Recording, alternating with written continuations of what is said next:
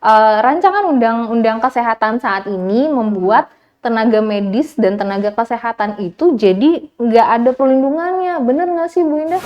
Hak untuk memperoleh perlindungan hukum sepanjang tenaga medis dan tenaga kesehatan itu melaksanakan tugas sesuai dengan standar profesi, standar pelayanan profesi, kemudian standar operasional prosedur, itu masih tetap ada di dalam RUU Kesehatan.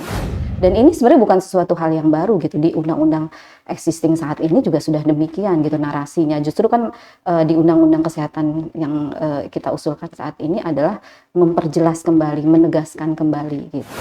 Kita tahu sama-sama antara proses disiplin dan proses hukum itu adalah sesuatu hal yang berbeda gitu.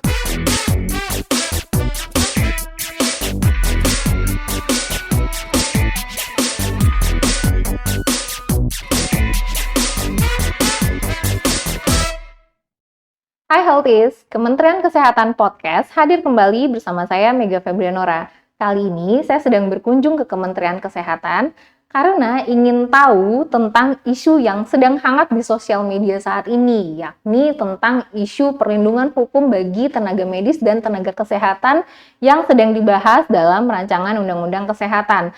Oleh karena itu, saya pengen nanya langsung nih sama ahlinya. Bersama saya saat ini sudah ada Ibu Indah Febrianti, SHMH, sebagai Kepala Biro Hukum Kementerian Kesehatan. Bu Indah, apa kabar? Apa kabar dok? Alhamdulillah sehat. Alhamdulillah. Oke, Bu Indah, saya kan dokter nih Bu Indah, terus saya kan nggak punya keilmuan tentang hukum kesehatan. Nah, saya baca-baca di Instagram, Twitter, di Facebook, bahkan di TikTok juga dibahas bahwa rancangan undang-undang kesehatan saat ini membuat tenaga medis dan tenaga kesehatan itu jadi nggak ada perlindungannya. Bener nggak sih Bu Indah? Iya, isunya sih memang berkembangnya seperti itu ya dok ya, tapi sebenarnya nggak begitu, karena kalau kita lihat isu dari perlindungan hukum itu sebenarnya sudah ada di undang-undang existing yang saat ini yang rencananya memang mau dicabut dengan undang-undang kesehatan. Jadi dalam pasal 57 misalnya undang-undang 36 2014 tentang tenaga kesehatan itu sudah ditegaskan bahwa setiap tenaga kesehatan itu berhak memperoleh perlindungan hukum. Demikian juga di undang-undang yang lain, misal seperti undang-undang praktek kedokteran, undang-undang keperawatan, undang-undang kebidanan, itu juga sebenarnya kata-kata hak untuk memperoleh perlindungan hukum itu sebenarnya sudah ada. Jadi karena ini sifatnya undang-undang menggabungkan ya dari undang-undang yang akan dicabut tadi, kan bukan sangat tidak mungkin lah gitu itu dicabut ya. Ditiadakan. Jadi hak untuk memperoleh perlindungan hukum sepanjang tenaga medis dan tenaga kesehatan itu melaksanakan tugas sesuai dengan standar profesi, standar pelayanan profesi, kemudian standar operasional prosedur, itu masih tetap ada di dalam RUU Kesehatan. Bahkan ada juga satu tambahannya juga sepanjang dia misalnya melaksanakan tugasnya sesuai etika, profesi, sesuai kebutuhan pasien, itu lebih dilengkapi kembali lah gitu di dalam RUU Kesehatan. Jadi rasanya isu itu nggak benar ya dok ya gitu, karena undang-undang yang existing hari ini juga sebenarnya sudah menegaskan soal itu perlindungan hukum. Oke, jadi ternyata faktanya di RUU Kesehatan perlindungan hukum bagi tenaga medis dan tenaga kesehatan tetap ada karena sampai saat sekarang juga dilindungi secara hukum. Betul. Ya Bu ya. Oke, nah kalau nih Bu misalnya ada tenaga medis atau tenaga kesehatan yang katakanlah khilaf mungkin ya kita bisa bilang seperti itu, karena saya yakin nggak pernah ada tenaga medis atau tenaga kesehatan yang sengaja pengen salah sama pasien tuh kayaknya nggak ada. Nah katakanlah khilaf misalnya, apakah itu bisa dituntut secara hukum? Sebenarnya pasal terkait tuntutan dari seorang tenaga medis itu ya secara tertulis saat ini sebenarnya sudah ada itu di Undang-Undang Praktek Kedokteran, bahwa terkait dengan bagaimana persoalan sengketa tadi itu juga ada didahului dengan penegakan disiplin. Nah terkait dengan nanti upaya penegakan disiplin sebenarnya juga di sana ditegaskan tidak akan menghilangkan tuntutan untuk ke arah pidana dan perdata. Itu sudah ada di dalam undang-undang yang saat ini ada gitu. Jadi sebetulnya kalau isu yang disampaikan itu adalah justru malah menegaskan bahwa ini bisa dituntut loh. Pasal itu juga sebelumnya sudah ada gitu di undang-undang saat ini gitu.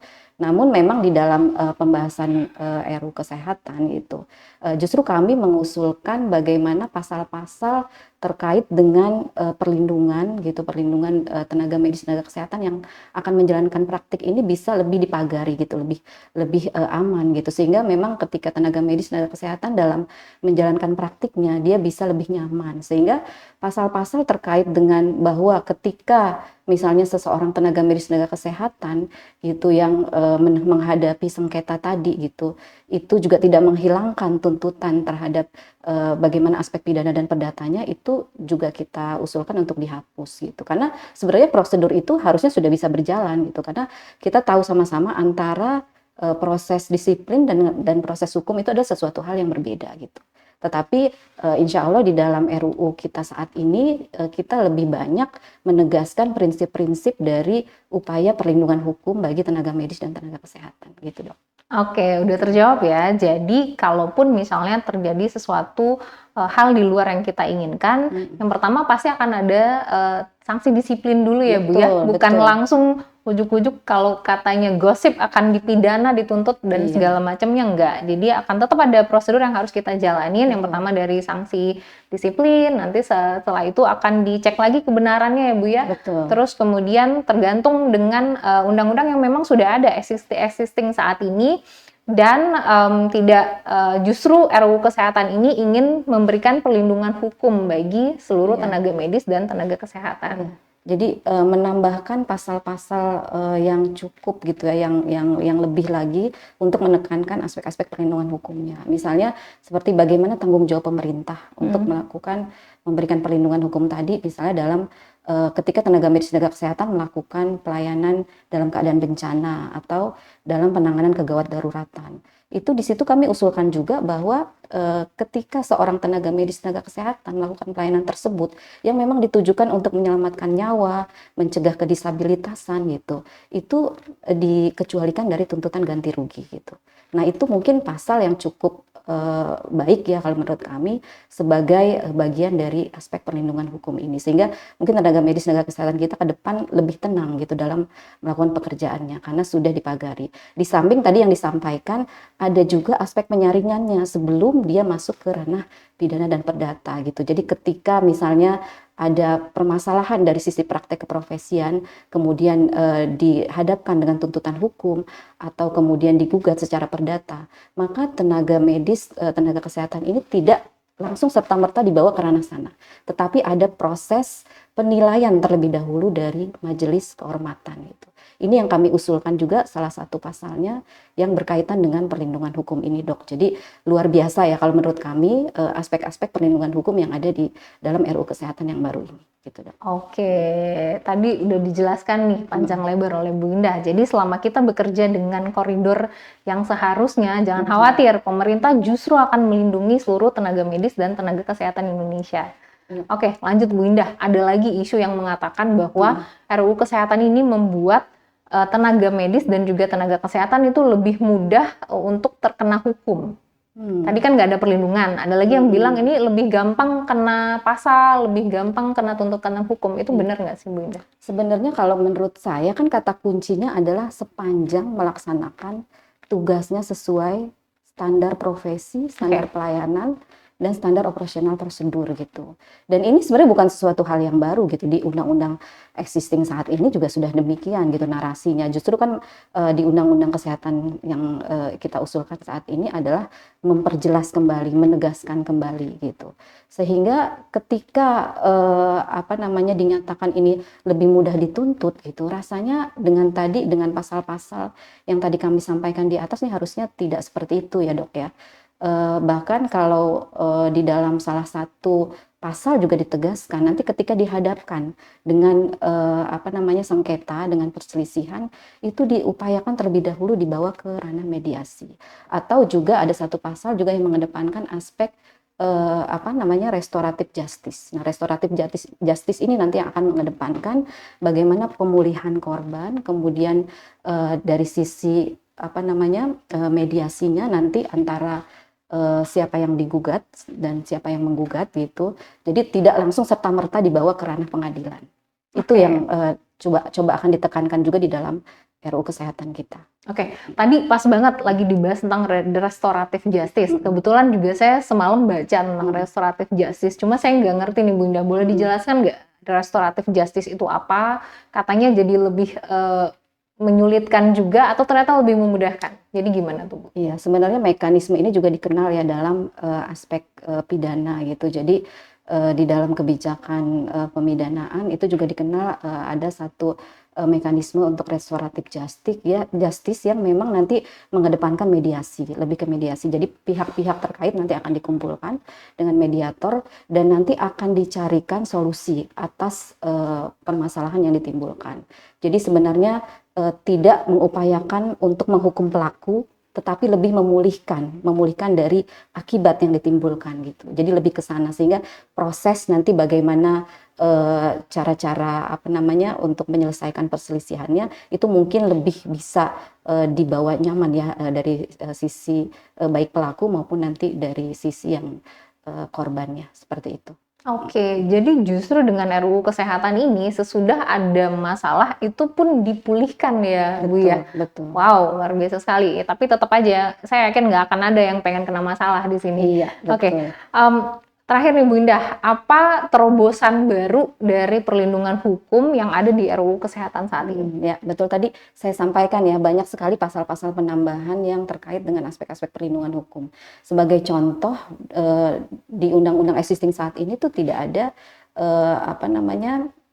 pasal yang mengatur bahwa peserta didik gitu yang sedang PPDS. misalnya melakukan pelayanan kesehatan ya PPDS itu di dalam RUU ya? ini ditegaskan bahwa dia berhak memperoleh bantuan hukum apabila ada sengketa medik. Jadi ada tanggung jawab ya. Betul, ada perlindungan bagi PPDS. Kemudian juga ada penegasan juga bahwa pemerintah itu juga wajib melakukan perlindungan hukum bagi tenaga medis, tenaga kesehatan nanti yang misalnya di dalam praktek ya Dok ya, dia menemukan ada dugaan tindak pidana nih ke pasiennya gitu. Itu bisa nanti dilaporkan kan oleh tenaga medis, tenaga kesehatannya, itu dia harus wajib mendapatkan perlindungan hukum gitu. Jadi itu juga sudah ada penegasan. Kemudian juga ada pasal-pasal yang terkait dengan tadi upaya penyelamatan nyawa, dan situ ditegaskan bahwa itu dikecualikan dari tuntutan ganti rugi. Itu juga satu aspek yang cukup kondisi emergency ya. Kondisi emergency ya. Jadi itu ada pengecualian untuk tuntutan ganti ruginya, itu sudah ditegaskan di dalam RUU ini. Kemudian juga ada pasal-pasal yang terkait misalnya bagaimana pelayanan kesehatan dalam keadaan bencana, wabah, kedaruratan, itu juga ditegaskan bisa wajib mendapatkan perlindungan hukum. Selain yang tadi yang saya sampaikan tuh yang bagaimana kalau ada tenaga medis, tenaga kesehatan nih yang dia dihadapkan dengan sengketa tadi, itu terlebih dahulu tuh sengketanya dibawa dulu ke majelis gitu. Jadi dapat rekomendasi majelis dulu penegak hukumnya, baru nanti bisa diproses gitu. Apakah memang dia memenuhi standar profesi atau dia tidak memenuhi standar profesi, nanti akan dinilai oleh majelis terlebih dahulu. Nah ini juga kan mungkin sebagai hal yang bisa menjadi cukup nyaman ya buat tenaga medis, tenaga kesehatan ke depan dalam menjalankan prakteknya gitu. Tidak selalu dibayang-bayangi dengan kasus-kasus atau persoalan hukum. Oke, wah menarik sekali. Ternyata banyak ya Bu Indah aspek perlindungan hukum yang diberikan kepada tenaga medis dan tenaga kesehatan pada rancangan undang-undang kesehatan saat ini yang sedang dibahas. Tadi udah dijelaskan saja apa terobosan-terobosan yang dilakukan. Kemudian kita juga sudah menangkal hoax-hoax yang sedang beredar di masyarakat saat ini. Dan ternyata RUU Kesehatan ini sangat memberikan perlindungan agar para tenaga medis dan juga tenaga kesehatan ini mendapatkan pelayanan yang maksimal dalam memberikan pelayanan kepada pasien, begitu ya Bu ya. Oke, terima kasih Healthies. Menarik sekali bahasan kita pada episode kali ini dengan Bu Indah. Terima kasih banyak Bu Indah. Ya, sama-sama Dok. Terima kasih juga. Oke. Nah, jangan lupa tangkal hoax dengan cara mencari literatur yang benar atau bertanya pada ahlinya. Demikian podcast Kementerian Kesehatan hari ini. Sampai bertemu lagi pada podcast selanjutnya. Salam sehat, sampai jumpa.